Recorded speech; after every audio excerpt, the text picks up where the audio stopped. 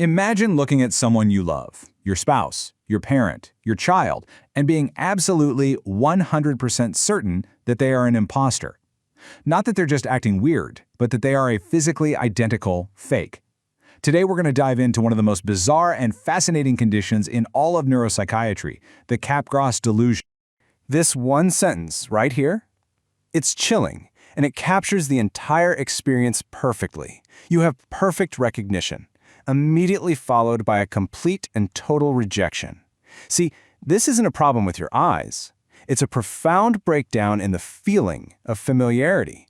And that's the central mystery we're going to unravel. So what in the world is this condition?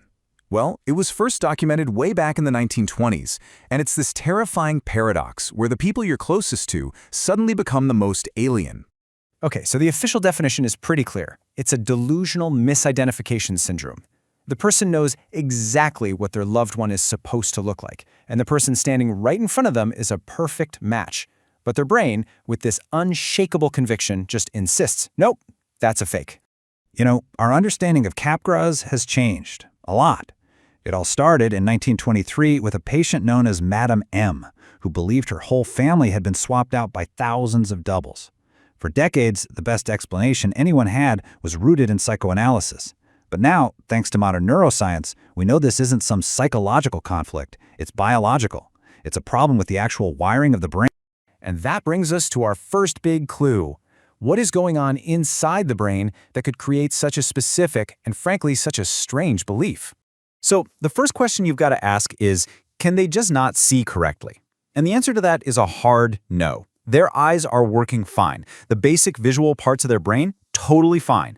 In fact, their ability to recognize faces is completely intact.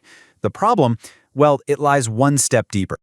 To really get what's broken in Capgras, it helps to look at its mirror image, a condition called prosopagnosia, or face blindness. Someone with face blindness can't consciously recognize a face. They can't tell you who it is. But their body still has that little emotional spark, that subconscious response.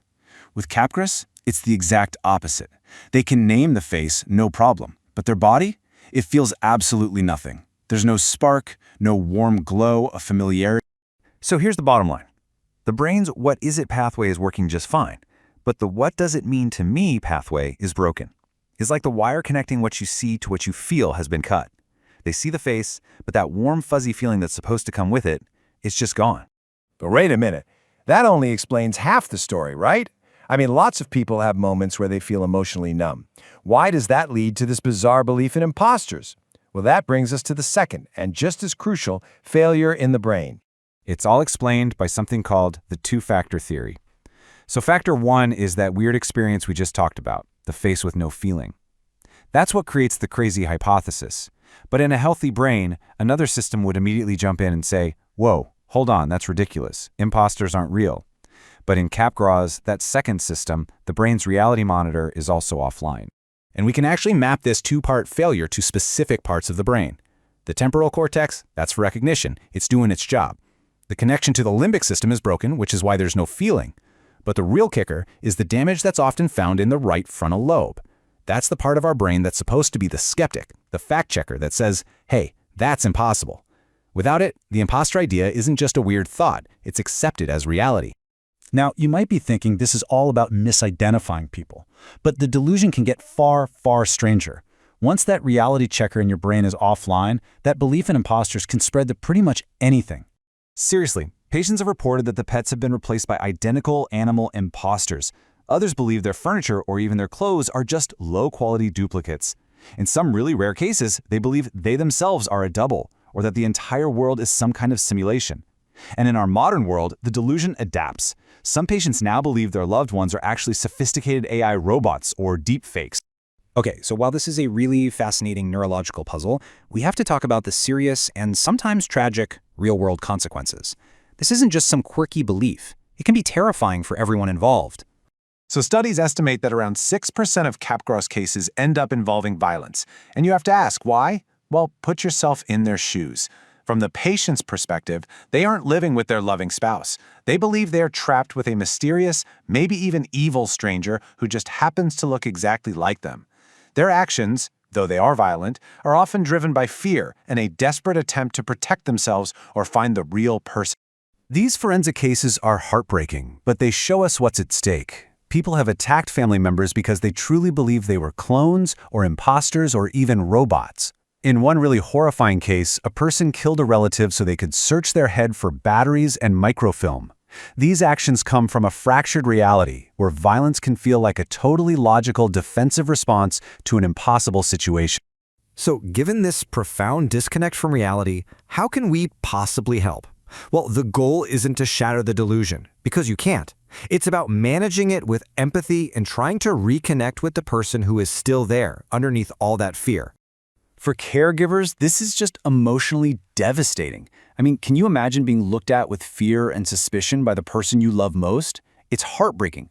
But there are strategies that can de-escalate the situation and reduce everyone's distress. The number one rule is to avoid arguing. The belief is neurologically wired in. Trying to use logic or show them photo albums only makes things worse. Instead, caregivers are told to validate the underlying emotion, saying something like, "I can see you're scared," rather than agreeing with the delusion. Even simple things like leaving the room for a few minutes and coming back in can sometimes hit a reset button on that perception. But maybe the most amazing clinical clue is what happens over the phone. A lot of patients who are totally convinced the person in front of them is an imposter will immediately recognize them as the real person when they talk to them on the phone.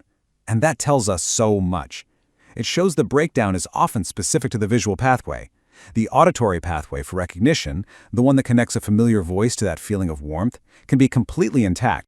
Ultimately, the Capgras Delusion forces us to ask a really profound question. It shows us that our sense of who someone is, it isn't just a list of facts stored in our memory.